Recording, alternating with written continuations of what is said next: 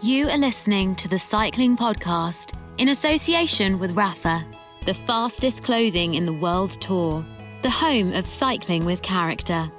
Ride and watch with Rapha in 2019 as they partner EF Education First and Canyon SRAM.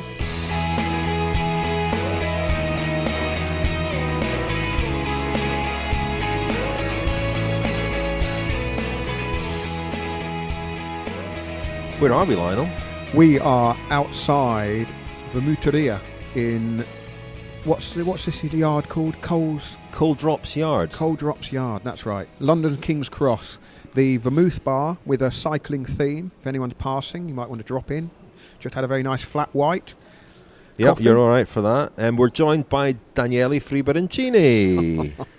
Does that change every week? I haven't really been keeping track. No, it's very consistent. And I can spell it. Consistently mangled every week. I can't believe you're accusing me of mangling a fake name that I've just made up for you.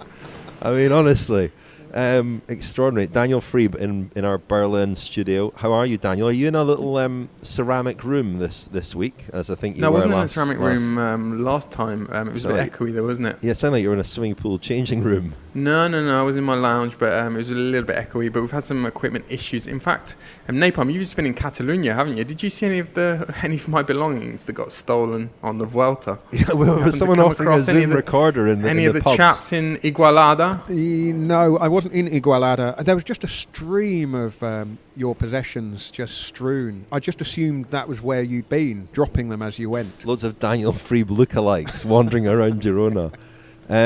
You make a very funny reference to that very unfortunate theft incident in our new book, Lionel, out next Monday. I'm struggling to remember. Well, you're assuming when you came to write about it that it would be beyond the time of causing any offence to Daniel, and he'd take it in good spirit. I guess we'll find out now, won't we? Right about now. I'm slightly worried about the Grand Tour diaries, my contribution, because I realised only once I'd completed my 2019 diaries just how much of my contribution was levelling scores with Daniel about pronunciation and what time I can eat things and where I'm allowed to have a coffee and so on. I really have got my own back for several years. Well, I mean, you better send me a copy, chaps. I didn't get a chance to proofread any of this.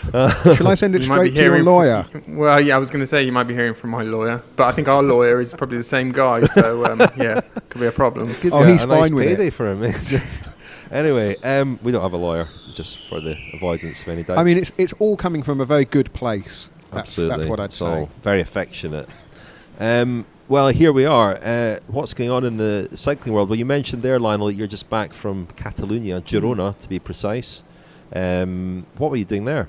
Well, I can't quite say yet, Rich. It's for a project for 2020, which isn't quite over the line yet, but is very close to being confirmed. As soon as I can let you know what that is, you'll be literally the fourth or fifth to know. Obviously, I do know what it is, but you're not telling our listeners. That's fine.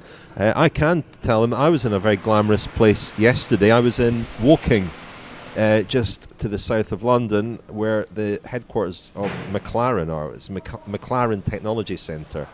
A quite extraordinary, futuristic place, which has been the home for the last few weeks or few months, really, for Rod Ellingworth, who's been plotting 2020, where he'll take charge of the Bahrain-Merida team, which won't be called Bahrain-Merida. It will have McLaren in the name. We don't know the configuration yet, but that will become clear very soon.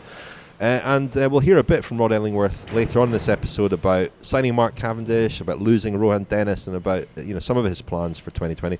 But that interview, the bulk of it is for a Friends special, the last one of 2019, which will go out next week. But let's crack on with this week's show, shall we? What's in the news roundup, Lionel? Well, it's not really we're going to do a news ramble, I think, aren't we? There are quite a few talking points that I think you guys both want to chip in on.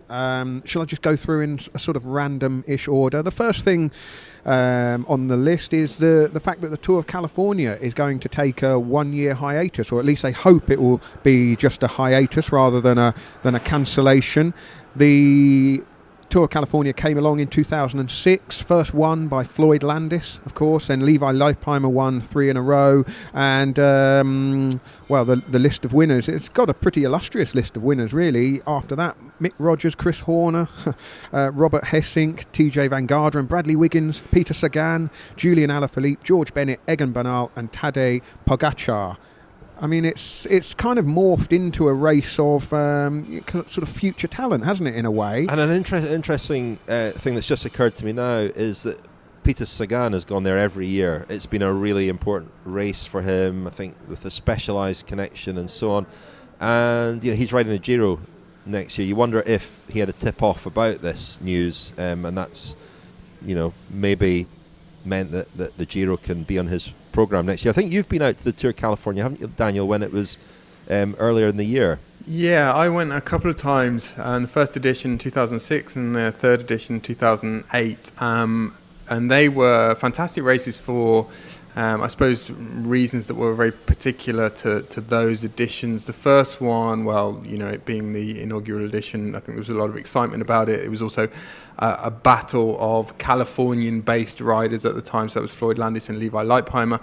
And then the third year was remarkable for the presence of Rock Racing, Michael Ball's team. A lot of the listeners will remember that. They turned up with their sort of skull and crossbones kit, and they had Mario Cipollini making a comeback. And, overtaken by, he was caught by Mark Cavendish, who went past him riding with one leg, didn't he? Pedalled with one leg, yeah. And imagine they if also if a young rider did that to Cavendish now. Any young riders out there, if you're listening, there's a challenge. I think the skull on the jersey would then be a true to life representation of what actually happened to said young rider. But yeah, and there was also this bizarre situation where they had Tyler Hamilton, Oscar Sevilla, and I think it was Santiago Botero, who were basically barred from the race by the organisation. They'd all been involved in Operación Puerto, and they rode the race ahead of the real race, or they rode the course ahead of the real race. So that was all good fun and games. But generally speaking, back then, when it was run in February, it used to really feel like the first main event of the season, and there's always a disproportionate amount of interest concentrated on those early stage races in particular, especially when there are some riders who are really targeting them and have made no bones about the fact they want to go for the win, which was the case of the Californian pros and US-based pros at the time. And I always felt when it moved to May, it was very much overshadowed by the Giro. A lot was made as well of the weather and the fact that, it was going to be advantageous to move to May because, often, it can be quite wet in California in February. But, I felt that what we've had in May, that what I've seen of the race has been quite sort of sterile, kind of almost including the weather. The fact that, the weather is a lot more consistent almost highlights the fact that US racing can look quite sort of sterile and characterless really on TV with the very wide roads and bright sunshine. But sometimes some of the best racing in those early editions came when the weather was pretty nasty. But it does mean the US is without a World Tour stage race for both men and women. I think that's right, Rich. You'll know the women's World Tour calendar better than I, probably. Let me check that, because there was a Colorado Classic this year which was just women, every stage won by Chloe Diger-Owen. Let me check that. Carry on with the news roundup, Lionel. So there we are. There no Tour of California next year. Remember, of course, it was sponsored by Amgen, who make EPO, don't they? It was always a very strange partnership, that, particularly in 2006 when cycling really was mired in the Operation Puerto scandal, which broke that year. Sticking with scandal, Alexander Vinokurov and Alexander Kolobnev have been cleared of race fixing. Now, this goes back to the 2010 edition of Liège-Bastogne-Liège, and the allegation was that Vinokurov bought the win from Kolobnev, and Belgian prosecutors tried to make this case stick. They claimed that 150,000 euros had been paid by Vinokurov to Kolobnev, and I watched the final kilometre of the race on YouTube a bit earlier on this morning, and I mean, Kolobnev doesn't put up much of a fight in the final kilometre, it has to be said, but Vinokurov claimed that his email could have been hacked, and that the email chain detailing the deal, in inverted commas, could well have been placed there maliciously. But anyway, that case hasn't stuck. It was always a slightly curious one, this, and maybe I'm not terribly squeamish about the buying and selling of races. I perhaps I should be, Daniel. I don't know. What do you think? Am I too old school? Is the financial arrangement between riders, which was always kind of the unwritten, unspoken thing that sometimes went on in races big and small, is that something that we should be more alert to in this day and age? I mean, I was thinking about this the other day, and really in this case it only really concerned those two riders, in the sense that the race was really decided anyway, wasn't it, in the sense that it was going to be one of those two riders, and at that point their responsibility, I suppose, is to their respective sponsors, and they have to sort of weigh that up. And of course there is a responsibility to the fans as well, and that's where I suppose the charge or the allegation or the idea that it constitutes fraud that mainly comes about. I think I'm not too squeamish about it either, really. No. I will be then. I mean, I think where money changes hands, it moves into a different realm. I mean, deal making is fine, and it's part of the intrigue of road racing. Teams forming alliances, riders forming alliances, helping each other out, maybe, gifting a stage win in exchange for something else on the road. But a financial transaction, that's... But how many stories, Rich, have we heard over the loads years? Loads of stories. And that's why this was an interesting case, because it might have set a red line, because it has been, I suppose, a part of the sport forever, and I'm not sure that it still is. I don't think in the sort of modern era, the riders are being paid a lot more, for one thing. I mean, back in the day, in the 80s and so on, they weren't being paid that much. But it sort of feeds nicely into this caricatured image we have of Vinokurov as this cartoon villain, doesn't it? As have other rumours or sort of salacious conjecture about the 2012 road race at the Olympics, where there's also been talk of him having bought the race from Rigoberto Urán, and that's sort of a rumour that's not gone away. It's unsubstantiated. We've got nothing really to back that up, except the optics of the last few hundred metres and Urán not appearing to put up much of a fight in the sprint. Also, Urán's luxurious resort in his the 12 Kazakh private mountains. Jets. Yeah, that's a joke. That's a joke. That's a joke. That is absolutely untrue. Just like to clear that up. Yeah, I don't know. I can see. Certainly in this day and age, I mean, one of the issues is that the public can gamble on the outcomes of bike races, and I think that's probably that's something that you couldn't have done in the 70s or 80s, at least not as widely. You might have been able to place a bet at the actual race itself, but I think there's the fact that it's now such a there's such an opportunity for fraud, effectively, or corruption if you start paying for race wins. I think that maybe the rules of the game has changed a little bit, but it's as old as the hills, this, isn't it? Riders coming to deals and either promising help in the future. I mean, what's the difference there, Rich? If you say, well, we'll help you today, or I'll help you today, or you have this one and I'll have that. Sporting arrangement rather than a financial one. Well, but okay, take a tennis match. Oh, you can win this round, and then I'll win next month in another tournament. I mean, it's not, is it? The moral of it is the same. You're still, but I'm you're talking still about in the chucking. context. Bike racing is different. Bike racing is different to tennis, because in bike racing, you do need allies, and you do need to use other riders and other teams, and there can be agreements that are spoken or unspoken, and that's part of the sport. And there will be teams with objectives of winning stages and other teams with the objective of winning overall, and they can help each other. I get completely. And I think that's the negotiation on wheels between sports directors. You put 2 riders on the front to chase, and we'll put 2 riders on the front to chase, for example, or an agreement between riders not to chase somebody in a break. Whatever it happens to be, but we're supposed to expect that there's a Corinthian sort of nobility to it, and that the negotiation stops at the point where somebody might get their checkbook out. I don't know. I mean, it's a wonderful world to imagine, but I don't know whether that's necessarily realistic.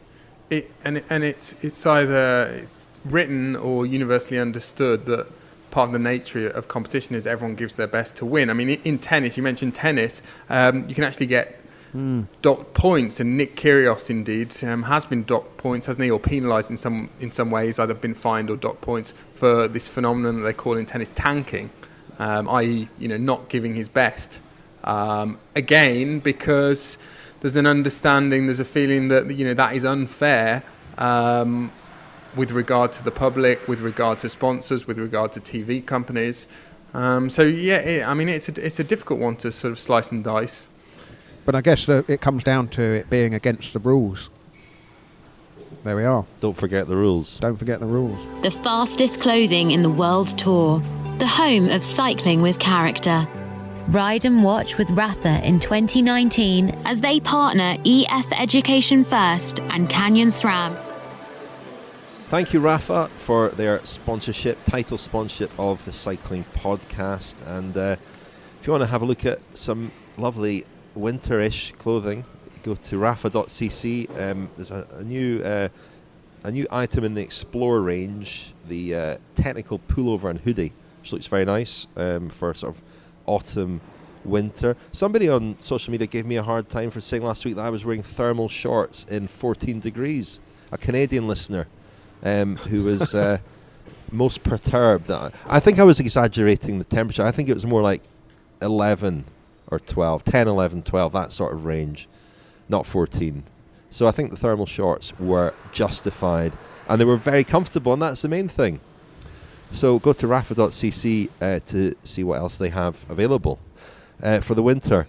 Lionel, we're still meandering through your news roundup. Do you want to give us a few quick-fire bullet points? A few quick-fire bullet points. I'm just concerned I've dropped myself in trouble with my attitude to buying and selling races in the first part there. That's why I covered all bases. I think it's both wrong. Common sense. I think it's both wrong and understandable. Does that make it better? I don't know. Probably. I'm just quite inspired by the tennis example. We might start in the podcast docking something for not trying in the podcast or for getting things wrong. I mean, if you were to apply that rule in cycling, well, you couldn't apply it, could you? Because how often how often do people sit up? Would there be a referee? Would there be a referee with a kind of whip? So Iran wouldn't get his silver medal in London for not trying in the sprint. A commissaire barking at people. Through with a sort of klaxon and a loudspeaker behind the peloton as soon as someone sort of sits up or even pulls off the front. Following the gruppetto with a whip. You've let the break go out to 11 minutes, right? That's it, red card. Come on. Well, a few quick-fire bits of news that from the last week. There's been some racing on the track and also outdoors. So the thing that really caught the eye of everyone, I think, was Filippo Ganna, the young Italian rider, rides on the road for Team Ineos, of course, breaking the world individual pursuit record at the World Cup in Minsk. Not once but twice. He broke it in qualifying and then has lowered the world record to 4:02.647. That was in his final against Great Britain's John Archibald. A really standout performance there from Ganna. I was struck by just the physical shape of Ganna when I was in the mixed zone at the World Championships in Harrogate, and learned from our friend Ciro Scognamiglio that Ganna's father was a sprint canoeist, and took part in the... Did you say rowist? Canoeist? Hang on, what was he? Sprint canoeist. Sprint canoeing. I believe so, yeah. Yeah, sprint canoeing, yes. And he competed at the Olympic Games in Los Angeles in 1984. And Ganna certainly has a kind of, I thought rower, because he looks like a rower. It's very similar in stature to sort of Taylor Finney. And you do wonder, Bradley Wiggins even, you do wonder. Cancellara, he's powerful, isn't he? He's not that tall, but he's strapping, he's powerful.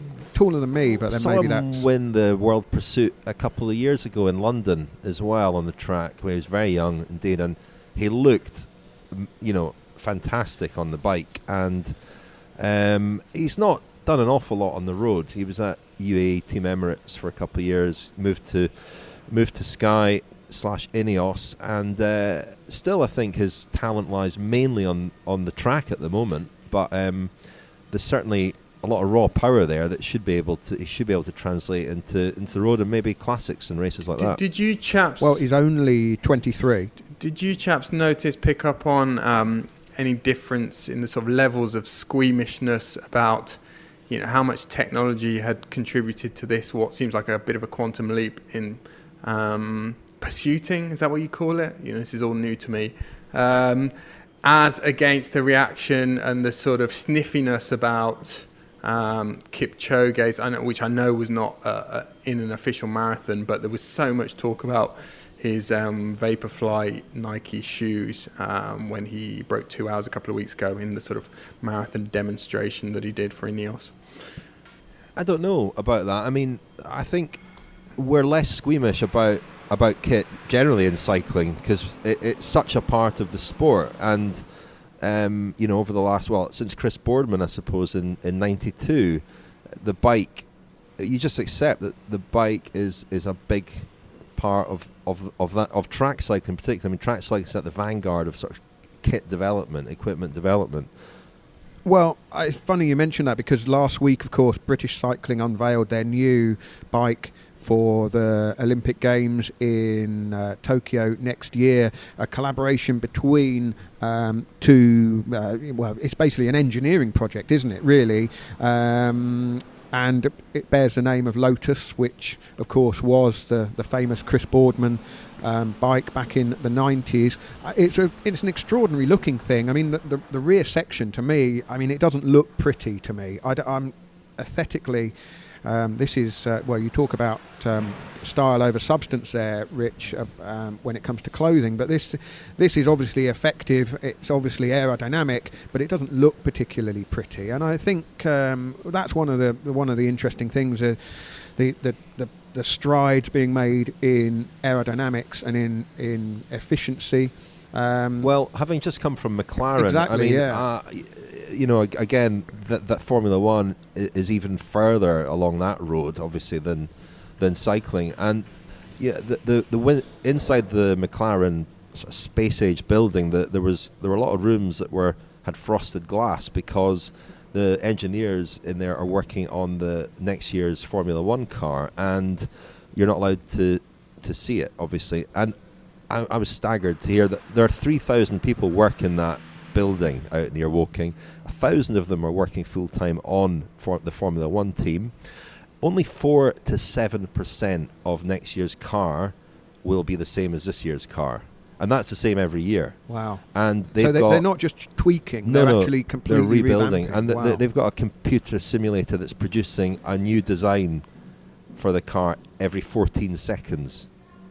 It's mind-blowing, the tech and the equipment. But you mentioned Kipchoge as well, and I had a message a couple of weeks ago from Ed Caesar. I'd been meaning to mention this, actually. Ed Caesar is a writer who wrote a book called 2 Hours about the quest to break 2 hours for the marathon, and he messaged me. I hope he doesn't mind me reading it out. I don't think he will, but he said, if you ever need anyone to come on to discuss the incredible new drafting formations Ineos trialled during the Kipchoge experiment and how a cycling team effectively took over a running event, I'm happy to oblige. And I think this has been underplayed or not recognised, the role of Dave Brailsford in that event. I mean, Brailsford had a kind of overseeing role, and when you looked at the formation of the runners around Kipchoge, a lot of the aerodynamic theory behind that, and not just the runners in front of him, but behind him too, was very, did come from cycling. And of course, I wonder what the effect of the cars in front were as well. Yeah. I mean, as I watched it, the 2-hour marathon attempt, I did wonder. It was noticeable that there were 2 or 3 cars in front, directly in front, and quite close as well. I'm not taking away. I mean, still incredible. Not bad. Yeah. Not to extrapolate too far, but we did see Dave Brailsford in conversation with Gianni Savio, didn't we, at the Giro on numerous occasions? You know, the maestro of. Do you think Savio of cycling is formation? The genius? Yes, it could well be. another one on the CV. Yeah. Anyway, I should just say that the new British cycling track bike is a collaboration between Hope Technology, a component manufacturer, and Lotus Engineering, of course, another link with the automotive world as well. So we'll see that in action. And the Track World Cup continues in Glasgow this coming weekend. Outdoors in the mud, the cyclocross world welcomed back Mathieu van der Poel for his first events of the season. He raced the Super Prestige at Ruddervoorde and won. It's the European Championships at the weekend. And sticking with off-roady things, Peter Stetina, the rider who until now has been racing with Trek Segafredo, is swapping the World Tour for an alternative calendar of gravel events such as off-road and gravel events such as Dirty Kanza and Leadville, kind of following the likes of Lachlan Morton.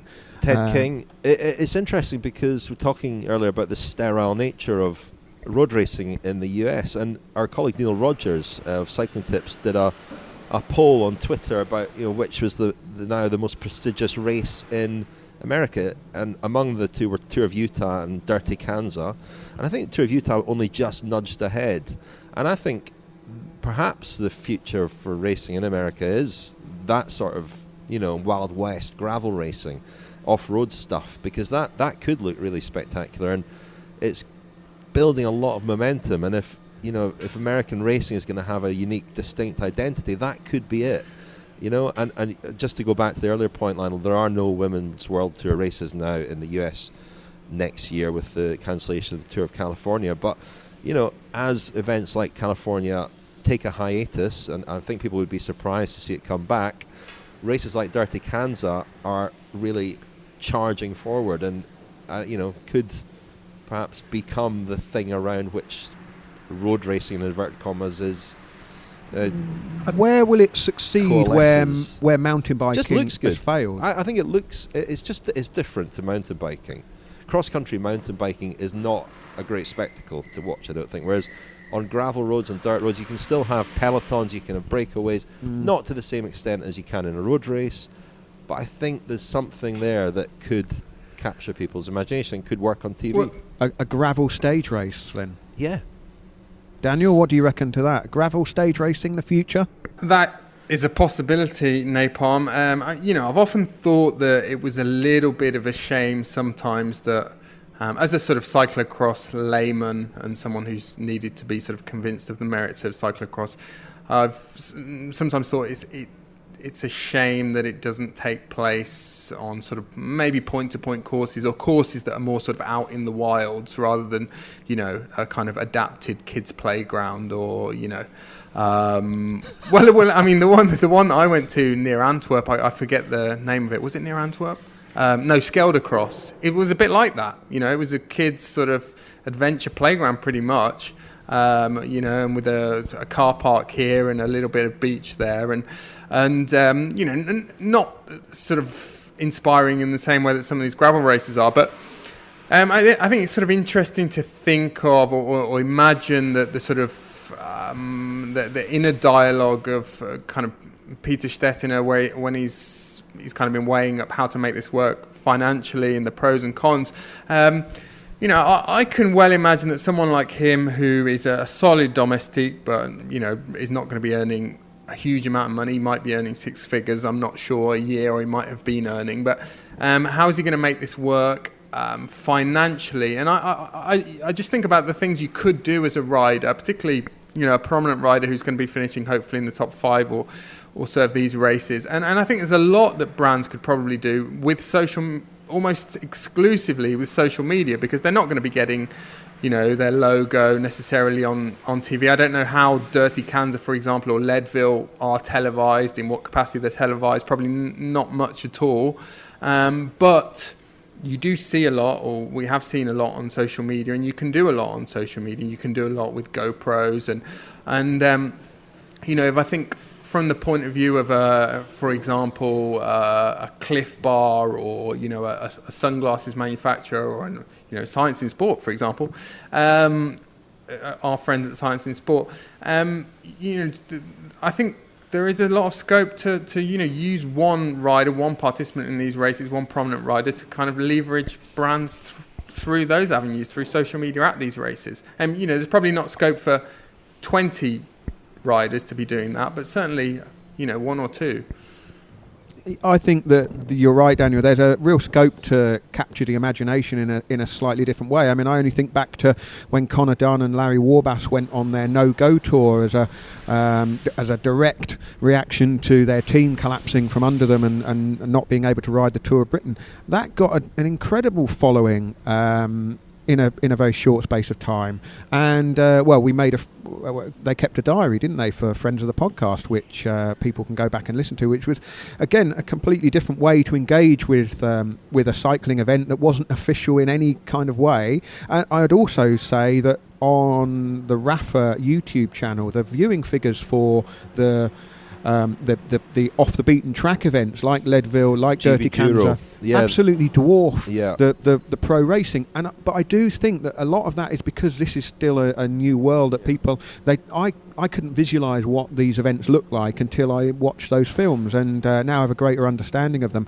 But I do think there's great potential there for a different type of storytelling. Whether you'd sit down and watch 2-3 hours of Leadville or Dirty Kanza, I'm not sure. Perhaps you would, but it's to be consumed in a different way. I think. Also, Nape, I'm just thinking about it from Peter Stetina's point of view and from a lifestyle point of view. I mean, the way he described it in his interview with Velo News made it sound incredibly appealing. Certainly, the contrast with his lifestyle on a world tour team, and it's interesting setting that against the backdrop of what, for example, Marcel Kittle's been saying he gave an interview to a few journalists when he was down in Japan for the ASO criterium there, but talking about the sort of grind and how it's not for every personality type life on the world tour, and it's also changed over the last 15 or 20 years. There are more training camps, more time away from home, certainly in most teams, more admin, more kind of scrutiny from your own team. We've talked about this before, sort of uploading training files every day and having to be accountable really for everything or everything that you're doing. And there's a big difference between that and the kind of life and career, second career that Peter Stetina is embarking on. Chute à l'arrière du peloton, cycling podcast team car at the back of the pack, please. That's Seb Piquet, the voice of Radio Tour at the Tour de France, to remind us to tell you that this episode is sponsored by Stitch Fix. Now, Richard and I have both been getting deliveries from Stitch Fix, and you can too if you go to stitchfix.co.uk/cycling. That's stitchfix.co.uk/cycling. Now, what is Stitch Fix, I hear you ask? Now, this has taken all of the stress out of clothes shopping for me, certainly. I've had 2 deliveries so far. I kept everything in the first delivery, and in the delivery that came this month, I kept a pair of trousers and I kept a shirt, which I will be wearing on our forthcoming tour. I also got a very nice jacket, but it was just a bit too similar to one I already own, which just showed me that the style quiz I filled out and my own personal stylist, my online personal stylist, really kind of, they really got me. Understand they you. got me. So finally, someone understands you, Lionel. Well, Lionel, I got a box of clothes last week as well, but the big reveal here, I'm wearing the jumper. Hang on. Are you going to unzip your jacket to reveal the jumper? Oh, yes. I mean, that's got a Christmas vibe, that jumper already. But not in a bad way. No, in a good way. It's nice. Pattern jumper. Yeah, very nice. Yep. So there you are. You could look like that. But I've also asked for, in my next box, for stuff that I can wear in the second week of our tour. Right. So look out for that. Something a bit smarter. So if you would like to find out what Stitch Fix is all about, go to stitchfix.co.uk/cycling and, well, commission your personal stylist to send you 5 items of clothing hand-picked for you from more than 100 of the best European brands, including established names and cool emerging designers. You get to try everything on at home in the comfort of your own home, and you can get your loved ones to give you the verdict whether the fit's right, whether the style's right, and send back what you don't want. And anything you keep, you'll get the £10 styling charge deducted from the cost of the items that you choose to buy. So it's a no risk, low risk strategy when it comes to updating your wardrobe. So go to stitchfix.co.uk/cycling today. Well, Daniel, you mentioned Marcel Kittel, who's retired. A couple of other retirements to mention.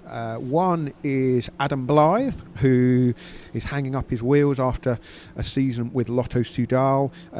His career seemed to be moving in a different direction with his work for Eurosport during the Grand Tours. Not forgetting his work with the Cycling Podcast, Absolutely, Lionel. yeah. Well, that was he probably got that Eurosport gig after his 6-part series of interviews that he did for us in the spring, which you can go back and listen to. And Adam will be joining us on stage at a couple of our events in the next couple of weeks. He will be with us in London on the 25th of November and in Manchester on the 30th of November. We kick off our Grand Tour on Monday at the St George's Hall in Bristol. After that we go to Cardiff, then Worcester, then Dublin, then Belfast. Then we've got a couple of dates in London. All of the dates are on thecyclingpodcast.com, where you can get tickets. Do come along like a good if we're run coming in the near old you. NatWest Trophy, isn't it, Napalm? Yeah. Okay. Hey, was it the NatWest Trophy? Was that the old 60 over one? People don't know what I'm talking about. I'm talking about a cricket tournament used to take place. Well, we're raving to go, raring to go, not raving to go. We've got our new book as well. It's just arrived, and it will be published officially on Monday, but it's available now to buy at thecyclingpodcast.com. The Grand Tour Diaries covers the 2018 and 2019 seasons. You can pre-order the book if you're coming to one of our events for 20% off. And pick it up on the night. It'll be signed by us on the night as well, and it will be available at all our events. But you can order it. Fantastic Christmas present.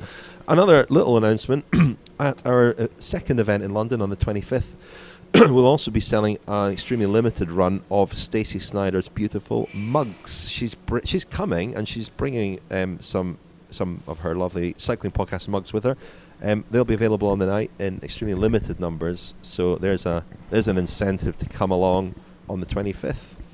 Well, Adam Blythe and Ciro Scognamiglio will be there as well on the 25th. Forgot about him. Well, Adam Blythe was a British national champion during his career. A three-time Belgian national champion, Stijn de Volder, has also retired after a final year with Corendon Circus. Probably best remembered for his back-to-back wins at the Tour of Flanders, where he was very much the decoy rider for Tom Boonen, lurking in the quick-step ranks behind. De Volder would go up the road, and everyone basically sat and watched him do it, and then not just once but twice, but 2 very impressive Tour of Flanders victories for De Volder. But he is retiring. A rider who's not retiring but is free in another sense, we think, is Sam Bennett of Bora Hansgrohe. Only for a few more weeks yet, because he is... Well, there's been some dispute about the status of his contract with Bora Hansgrohe. It's made no secret of the fact that he wants to leave the team. And Richard, I think... Well, I saw him at the Rouleur Classic, and we should mention the Rouleur Classic. We did an event there, an excellent event over the weekend, last weekend. But Sam Bennett was there too, and one of our listeners actually spotted that in the Bora Hansgrohe team building exercise a couple of weeks ago, there was a lineup and all the riders appeared to be there apart from Sam Bennett. So I asked Sam whether, why he wasn't in the picture, and he just said something had come up that it meant he couldn't attend. But he certainly, De Koning and Quick-Step have been on his case trying to sign him. I spoke to Brian Holm a couple of weeks ago, who said that he'd spoken to him at the Tour of Turkey about joining the team. They're very keen to have him. They kind of need a replacement for Elia Viviani, an experienced and proven sprinter. They've got a couple of young guys, but Bennett if he goes to König Quickstep, I think it will be a very good fit there, and it's will not a probably bad win a lot of races. bloodline of sprinters, is it? And, if you forgive the expression. They've gone from Cavendish to Kittel to Viviani to... Am I missing someone? Cavendish to Kittel to Viviani to... And Gaviria, and Bennett. Gaviria. Alvaro Hodge. Don't forget Ali Hodge. Now, the other big story that's rumbling away is the medical disciplinary hearing into the conduct of Dr Richard Freeman, who, of course, was doctor at Team Sky and British Cycling. And, the hearing was supposed to take place over a year ago, wasn't it? And it's been postponed, and it's not quite got underway yet, has it? It's getting underway as we speak. It's underway today. Yeah, it's been a bit delayed because they've been changing the wording of one of the charges against him, and it's now being changed. And it's also interesting how it's becoming more and more about this order of testosterone, which was delivered to the velodrome, to British Cycling, and was discovered at the time.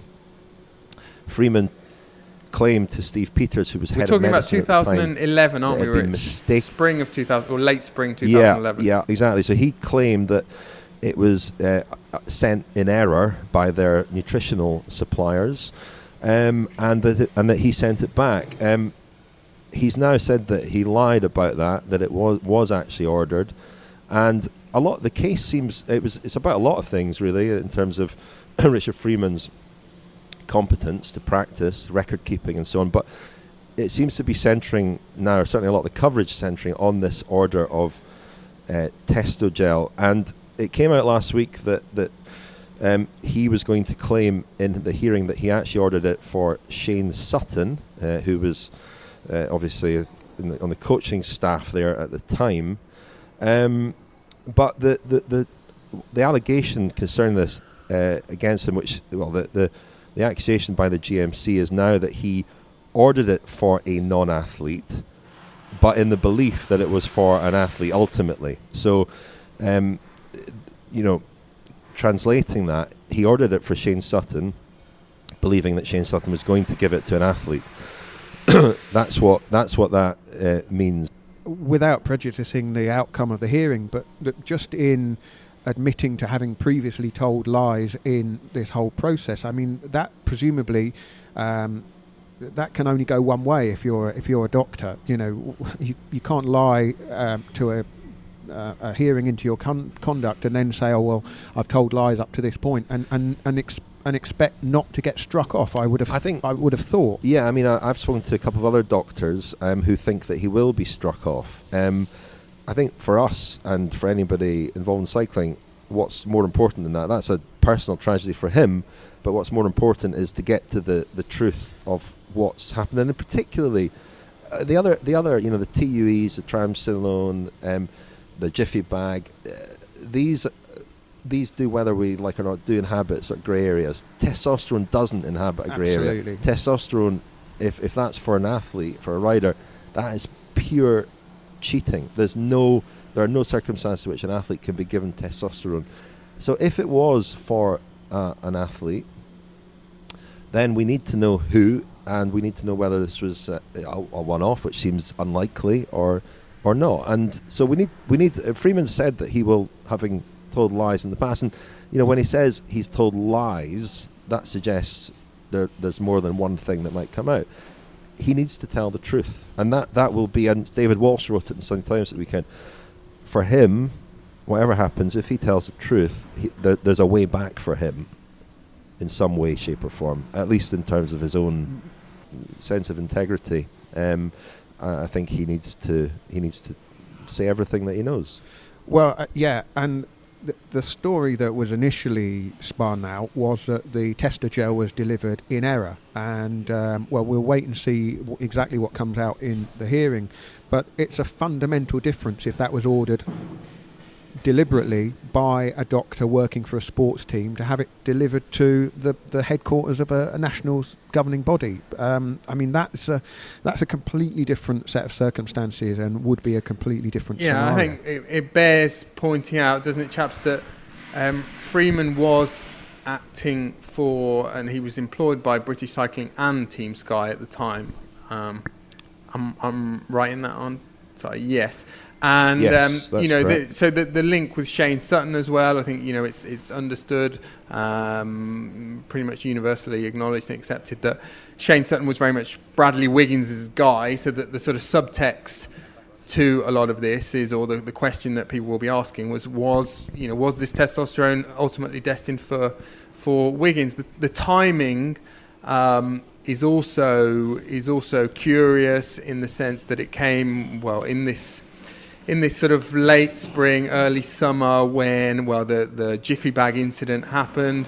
It was also the season when Team Sky had employed Gert Landers, the controversial Belgian doctor who was subsequently proven to have encouraged doping and overseen doping at the Rabobank team years earlier. It was also, we know, when Bradley Wiggins was taking just before the Tour de France, where we know that he took triamcinolone, and people have disputed whether he should have been allowed to take that. So that's all very icky. And as far as testosterone is concerned, Rich, you say there's no ambiguity about it. I mean, does it pass the feasibility test? Could or would a rider who was going to do the Tour de France have been minded to take testosterone? That's a difficult one to answer. Testosterone is a substance that can be detected. The detection method is, over the years, it's a sort of complicated story, the story of testosterone and how easily it can be detected. You only have to go back to 2006 and Floyd Landis's disqualification from the Tour de France to realise that was for testosterone. To this day, Landis disputes whether he took testosterone when the test basically said he took testosterone. We know that in the last few years, or we certainly think, speaking to people in anti-doping, that testosterone is a substance that's used, that's microdosed. That said, there have been very, very few positive tests for testosterone over the last few years in cycling. I went back and looked, and there have been a handful of riders in the last 10 years who have tested positive for testosterone. Curiously, a lot of them from Iran, of all places. Not many in major teams, in some major cycling nations. In 2014, WADA added the steroid profile to the biological passport, which in theory should help testing agencies to detect testosterone and target their testing, but that was 2014, and this all predates that. So the quantity that we're talking about of the tester gel ordered was about a month's worth for one person. They didn't order a sort of cupboard full of it. And there's certainly nothing to suggest here that there was widespread systematic doping with testosterone going on either British Cycling or Team Sky, but it would have been enough to dope someone for a month. I mean, another bit of context here is that before he became a sports doctor, Freeman, and this was with Bolton Wanderers Football Club, Freeman was a GP, and he ran an erectile dysfunction clinic. That might be an important bit of context. Who knows? He also, while he was at British Cycling, ran a private clinic one day a week, and he did supply staff at British Cycling and Team Sky with medications, staff members and their families. These are my notes from a couple of years ago. All this might be relevant, and we can only hope that the truth comes out in the course of this hearing. The Cycling Podcast is supported by Science in Sport. Science in Sport. Fueled by science. Thank you very much to Science in Sport for their support of the Cycling Podcast. You can get your 25% off all your Science in Sport products at scienceinsport.com with the code SISCP25. SISCP25. And thank you to Science in Sport. Now, I mentioned that I went to McLaren, the McLaren Technology Centre yesterday, to meet up with Rod Ellingworth. He has taken over Bahrain-Merida. They will have a very new look about them next year, new name, new look, and new riders. Vincenzo Nibali, around whom the team was really built in their early years, the first few years. He's moved on. Mikel Landa looks to be their main guy for GC, and he will go to the Tour de France as the leader. Rod made it very clear that he won't have any internal competition for that. Wout Poels has gone there as well. They've got Mark Cavendish, of course, and one or two other impressive riders. Matej Mohoric didn't have a great year, but a very exciting talent as well.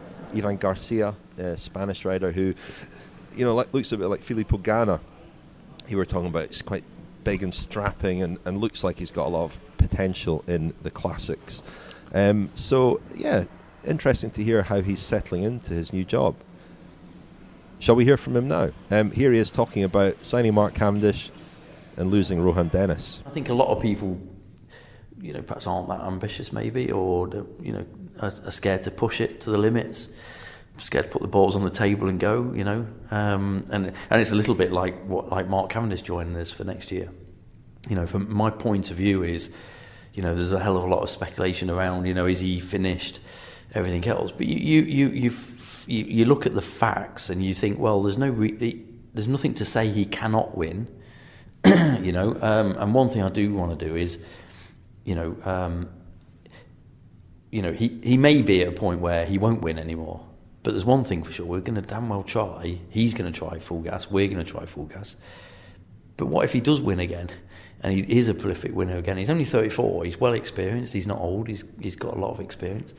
It'd be a shame if we hadn't taken. We'd all be looking back and saying, "God, good job we did take that gamble." And that's what for me is about that. But then again, if you have to stand up tall and say didn't quite work out, but blooming hell, we tried. And I'd argue with anybody who sort of slagged us off because of that. It's like, well, we're trying hard here. How does it feel to be? I mean, he's somebody you go back to, I guess, 15 years or so now. How does it feel to be reunited like this? Yeah, good. Yeah. It was. It was. It happened quite late, to be honest. It wasn't like by a long way. It wasn't the first thing we were thinking because just there was a lot going off with the team, and it's sort of happened quite late. But I think him joining the team is it fits really well with McLaren. He's been quite an ambassador for McLaren for a long time, and some of the bike projects that they've done in the past.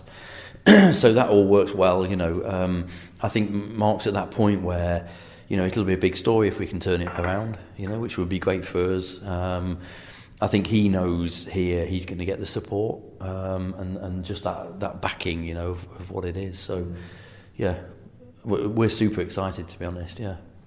Will you be coaching him again? No. I won't be coaching, but it's like anything.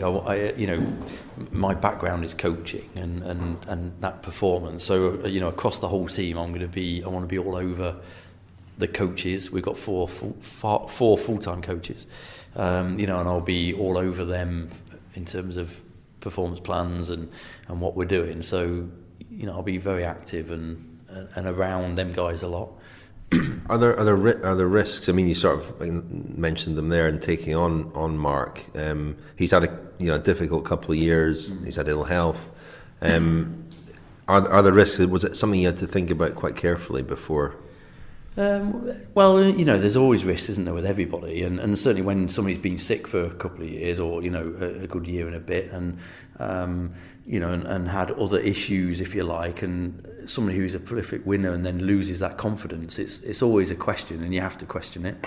I mean, we sat down as a management group and said, can he win again? And I was like, I think he can win again. And if it was, no, we don't think he can win again, I don't think he would have been here. This certainly isn't a meal ticket. And I've been really strong with him and said that. And to be fair to him, he's like, I don't want it to be a meal ticket. I want to work hard. I'm ready. And I do think he's got over the illness. I think he's in a completely different mind space now in his career. And that's where I'm sort of saying, he's experienced, he's not old.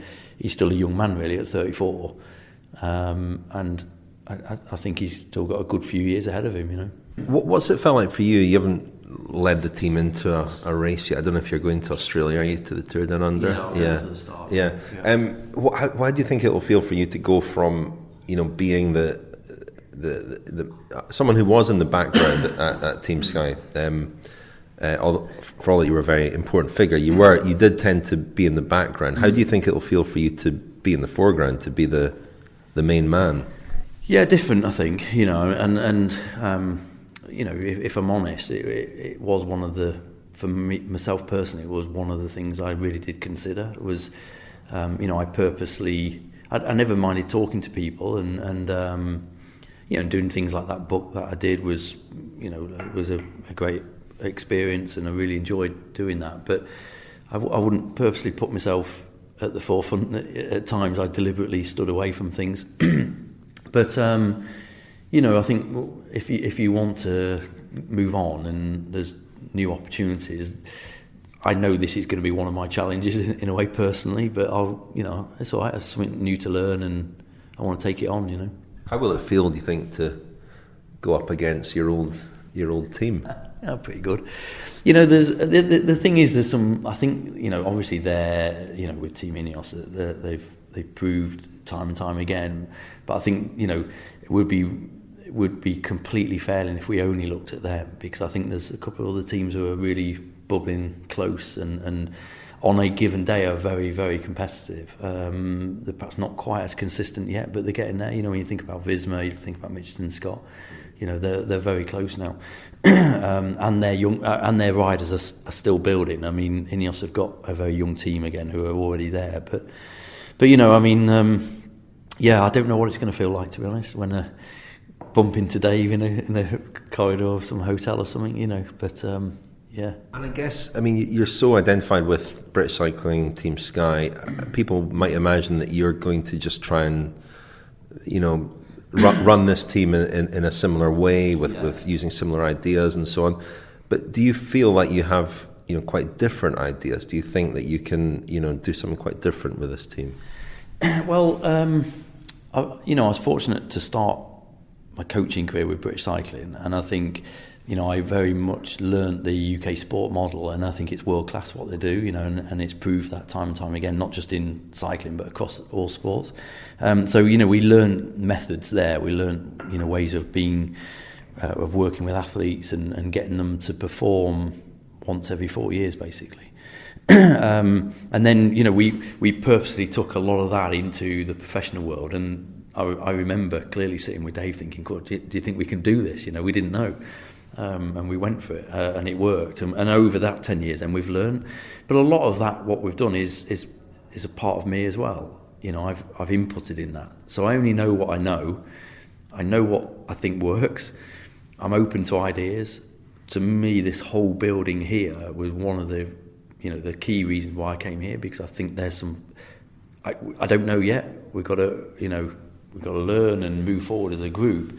But you can sort of, just walking around the building, you can start to see some of the things that you think, crikey, if we can bring that into our sport, that could be something quite new. So I've got a few ideas that I want to do. I've certainly got some ideas about the alignment and how do you talk to people and how do you inspire people. I don't feel like I've ever really I've never really been free to do that on my own accord, and I think now I have the opportunity to do that. In terms of technology and that real cutting edge, I think, I'm not the man for that is for sure, but there's definitely people associated now with our team like Duncan Bradley who are and are perhaps world class at doing that. And then I'll do everything that I do in terms of developing standards, processes, protocols. It's pretty straightforward. It's boring stuff, but I'm proper on it, and I want to hold them standards really high. Is it a disappointment that Rohan Dennis won't be part of the team? Did you speak to him and try to tell him that things were going to change? It's out there that he was part. I've sort of done a 3-year strategy from a rider point of view, and that sort of how do you win the Tour de France and what's your team look like, and it was quite clear from a physical point of view. Of course, you'd want Rohan on the team. No question at all. I've been following his career, if you like, for years, and you see how talented he is, and from a GC point of view, crosswind point of view, climbing point of view, team time trial point of view, he ticks all the boxes. So, personally, he was on my plan. And yes, we did talk to him, but I had hardly any time with him really in the grand scheme of things. But it wasn't to be. I think there was a lot of water went under the bridge, and it wasn't going to turn around. I'm a full believer in it doesn't matter how long people are contracted for. If they feel like it's not for them, you're better off letting them go anyway, or you're better off making a move, and because at the end of the day, it's a small world, it's a short life. There's no point in everybody being miserable, Well, Rome wasn't built in a day, was it, Rich? But I always had the feeling right from talking to Rod back at the Tour de France that he would hit the ground running and just tackle the areas that he would want to tackle using the past experience he's had at the British Cycling Academy and at Team Sky. As a real master organiser, isn't he? Organiser and motivator, I think. And one thing that I would imagine will become fairly clear over the opening few months is that everyone will be given a chance to fit in with the new way of doing things before he starts making sort of huge changes. Yeah, I mean, he's an interesting. The one thing he's not been before really has been the guy who's front and centre for the team. That'll be a new thing from. We spoke about that a bit, but he's quite an unusual combination of somebody who. He's very detailed, very into his planning and spreadsheets, so on, but also very inspirational in a way. He taps into people's emotions. He, places great importance on really getting to know the riders and understand them. And that goes way back to when he worked with the British Academy so well. He ran a pretty tight ship there and was quite a disciplinarian, but underneath it, there was a real understanding of the riders and what would make them tick and make them work. And it's quite an unusual combination. The one thing he's not done before has been the guy who fronts up at the team bus, speaks to journalists, speaks to media. And I think that's the one thing that he'll have to get used to. I'm sure he'll something he can do, but it's not something he's been doing for the last 10 years at Team Sky. Yeah, it's a big change for him though, Rich, isn't it? Because I suppose you would, to sort of use a football expression, you would call him a bit of a tracksuit manager. I mean, he likes getting his hands dirty. Tracksuit, trousers tucked into his socks. Yeah, boots on. He's not afraid of getting down into the real sort of nitty gritty of organising training camps and that kind of job. And he's always sort of busy ferrying, whether it be ferrying wheels from one team car to another, or always doing or carrying out responsibilities that you would think might be more within the remit of sort of lower ranking members of staff. So, and to be sort of the emperor, the kind of Ayatollah figure, it will be different for him. Have you got much idea about what kind of staff changes are going to be made there? Because of course, during the Giro, when the Austrian-Slovenian doping scandal operation Adalas was sort of that was unfolding. There were various links to what was then the Slovenian block of Bahrain-Merida and Milan Erzan, the sort of guy who wasn't listed on the team website, but we thought was kind of pulling the strings at Bahrain-Merida. He was sort of forced out of the picture, but nonetheless there was still that very sort of strong kind of Slovenian block of mechanics and soigneurs and staff. Do we know whether they're still going to be there? What's happening on the coaching front? Well, I asked him about that. He said that all those people have been moved on. He said there are no links that might come back to bite them. I mean, I asked him about whether that had also given him pause for thought when that came out during the Giro, because I don't think his move had been announced at that point. He'd been certainly speaking to the team. They've got 4 coaches, full-time coaches, which again is sort of taking an idea from Team Sky, and almost all the coaching is being brought in-house, although 1 or 2 riders will continue to work with their own coaches. But that's where Rod wants to go. He wants to bring the coaching in-house. And Rick Verbrugge, Belgian sports director, will be going. Yeah, I mean, Roger Hammond is a key man. He's been brought on as performance director, so not just sports director, performance director. Tim Harris as well is going to be a sports director. He's never worked in the World Tour before. We know him well. Steeped in cycling, and a very interesting appointment. But yeah, some people are staying. Tristan Hoffman is staying on, and one or two other sports directors. But I think it will take a year or two for him to really feel that the team is fully his. I think that in year one, he's inherited a lot of riders. He would have loved to have kept Rohan Dennis, as we heard there. And it will be, he talked about a 3-year plan. And I think years 2 and 3, the team will far more resemble the team that he has in his head. I mean, it was interesting being at McLaren, Daniel. It would have, you're not much better in your knowledge of motorsport than I am, but I was given a tour of all the kind of the old vehicles that are there, Ayrton Senna's old car and everything, all on display. And I was given a tour and told about every vehicle from Bruce McLaren's Austin all the way up to the most recent models. And it reminded me of it's kind of very similar to my tasting notes for wine. I think the guy who was giving me the tour was a bit disappointed. I didn't really have anything to say beyond that's very nice. Did you know some of those cars can break the speed limit? Oh yeah, they're very fast. They're that quick. Yeah. They're very fast apparently. No, Formula One doesn't excite me either, unfortunately. But the collaboration and why McLaren are into getting into cycling is fascinating. I didn't know this, but the link with Ellingworth came about because McLaren they were advised when they were setting up a sort of cycling unit or looking at cycling. They asked around, say, who should we speak to about cycling, how we get involved in it, what we do, etc. And they initially met Rod not with a view to offering him a job or employing him, but just to tap into his knowledge, and that it developed from there into him being offered this job. So I didn't know that, but that's how it came about. From the point of view of the nationalities, it will be interesting because it's a team with no real dominant nationality now. There are, as you say, Rich, he's brought in Roger Hammond, Tim Harris. There'll be Tim Kenyuk as well, I think, brother of Peter Kenyuk. There'll be a few British members of staff, but as far as the riders are concerned, there's no real dominant nationality there.